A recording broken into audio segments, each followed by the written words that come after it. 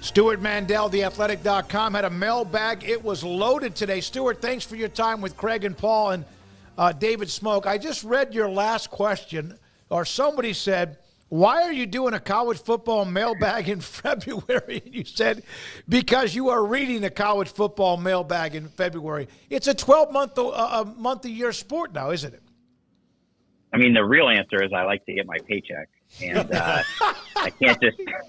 I can't take February through July off. But I don't know. I thought that was a better answer. Yeah, no, it was great. I loved it the way you wrapped it up. So you put together a tiers of in college sports, in college football in particular. How did you go about this? This is one of those off-season articles, and how deep into this, and what's been the reaction to it?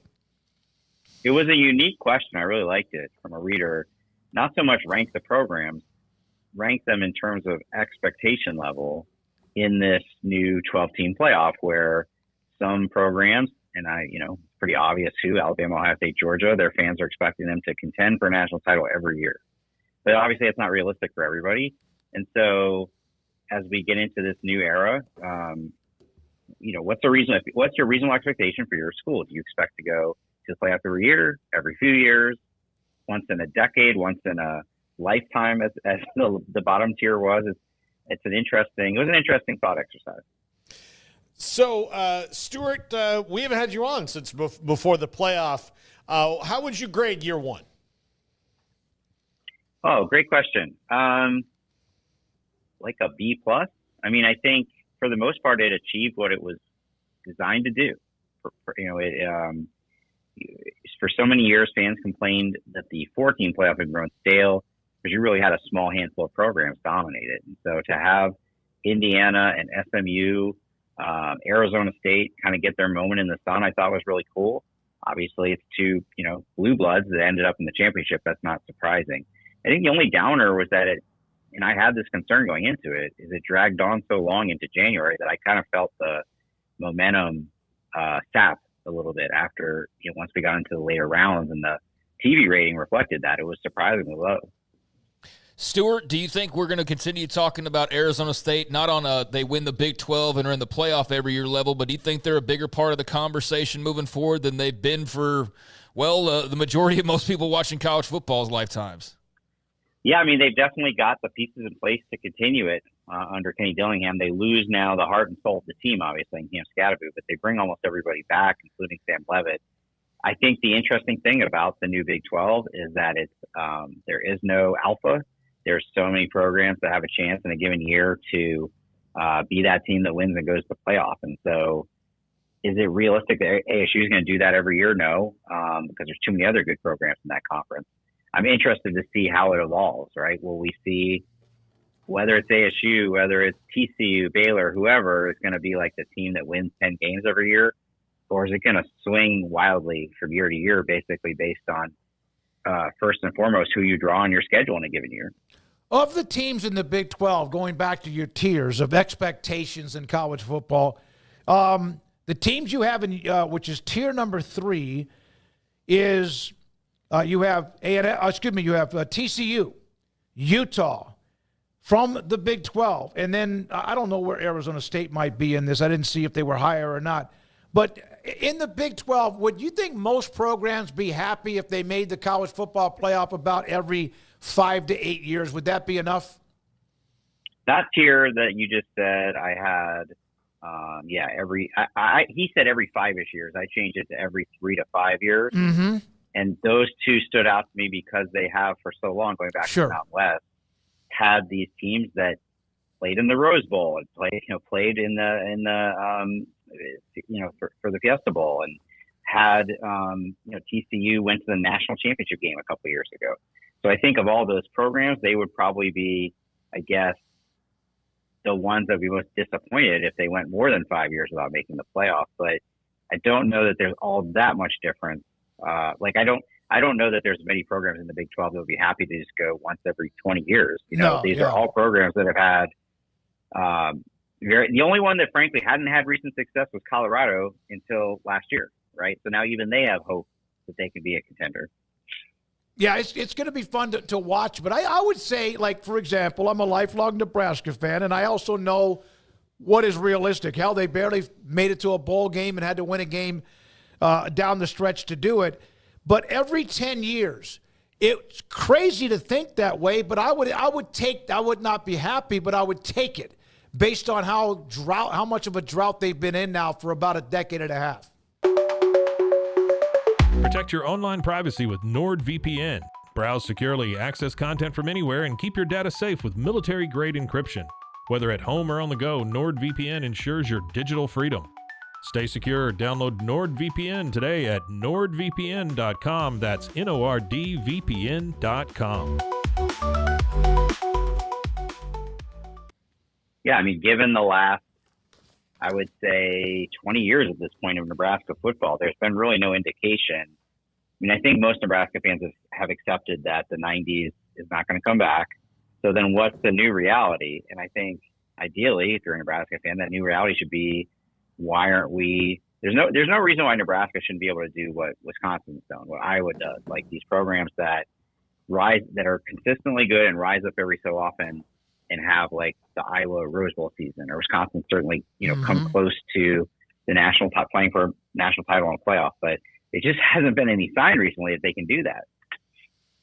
Stewart Mandel, The Athletic, with us on 365 Sports. Stewart, you also answered a question about the ACC and their erstwhile lawsuit twins in Florida State and Clemson. Of course, this week we found out that North Carolina has taken a quieter tact and had like a secret code name project to figure out what their move would be should that happen. Do you think that, because it doesn't appear that anybody has anywhere to go right now, that the best case scenario for both sides is to come to a settlement where maybe when the TV deals are up, there's a much lower penalty, if one at all? Yeah, I think so many in realignment, it's just crazy to me how many times these schools make decisions based out of panic.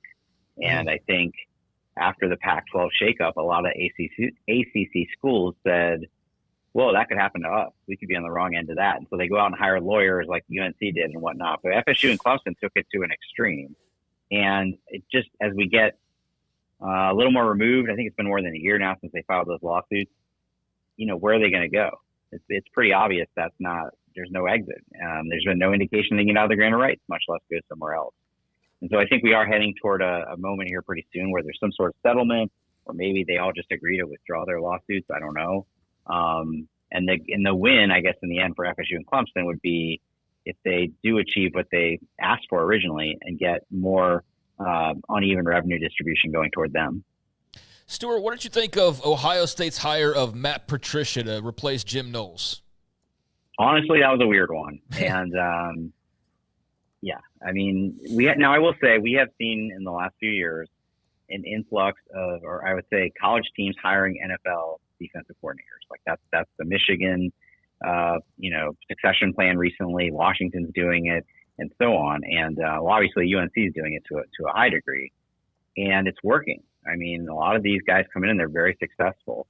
So I get that. But he was not the most popular guy, right? As the head coach of the Lions and towards the end there in Philly. So given Ryan Day has the resources and obviously the cachet at Ohio State to attract just about anybody, I was definitely surprised by that hire. Man, I tell you what, you win at that level. Saban had to replace guys all the time, and now we see some of these big schools doing it, and then Penn State looks like they're going even further all in. What are your thoughts about, there's been a couple of stories out there today, and one that we even had Kansas State's Chris Kleiman mentioned to us back last summer in Vegas about college football spring, because of tampering the portal, going to maybe more of an NFL-style OTA type model in the summer. Yeah, that definitely seems to be gaining steam. I'm not really sure what the mechanism is to do that. Like, who would have to approve that, or can you just go and do it? If you're, as Matt Rule, who kind of was public about that, can you just decide we're scrapping it and doing OTAs? But, it is interesting. I used to always hear coaches complain about the fact that their spring games were televised, but that was mostly about they didn't want to, if you're installing a new offense, you don't want the teams you're going to play to see it. So they would go really vanilla in the spring game. But this idea that there is a spring portal window and that they can just watch these games and say, we're going to go after that guy. I frankly hadn't really thought about that until recently. But there's more reasons than just that. I mean, I just think the spring football model is a little bit outdated. And now that you have that spring portal window, it would make sense to, frankly, the whole calendar needs to be revised, right? I've even heard possibility that you could do away with the winter, the December portal and just do one big one in the spring. So I think a lot of things have to be worked out. But in the meantime, if you're Nebraska, if you're Kansas State and you want to do that, just do it and see what happens. Stewart, what do you think? I mean, you said the big portal window in the spring. Would that be after an OTA, before an OTA? Like, again, I guess it's just trying to figure out this calendar, which I don't think anybody thought that through. Yeah. I don't even really think you can get rid of the winter window because of the academic calendar. Mm-hmm. If guys know after the season, I'm out of here, then they want to be able to go enroll at their new school in time to compete in spring practice. I don't think you can say, no, you got to wait till the spring, and by then it'll be too late to do whatever spring football becomes. But, to really, I think college leaders are trying to figure out a way to slow down the portal. And now that, if the House settlement comes through and you can start actually making contracts with players, let's say they're not employment agreements, hint, hint, but they really are. Then I think you could start to put some of those things in place. Like, you've agreed to a deal and you're here through X date, which might include the end of the season. But until then, I think it would be hard to pull off the getting rid of the December portal. Yeah, because hell, it'll be some kind of lawsuit anyway, because then it'll get shut down. What were your thoughts about the way that ESPN handled the playoff, and your thoughts? And there's no reason why they would ever give it up. That's one of their money cows, along with the NFL. Would it help if that playoff ever became like the NFL on different networks? I think a lot of people thought that was going to happen with the new contract, and then ESPN, there wasn't as much interest, I think, as they thought there would be from other networks. So ESPN got it. Now, ESPN, they sub-licensed a couple games to TNT. Theoretically, they could do that to CBS or NBC or somebody. But in the meantime, I think what's going to be cool is it's been, we're in 11 years into this contract, and throughout the time, the games have always been on ESPN, the cable channel.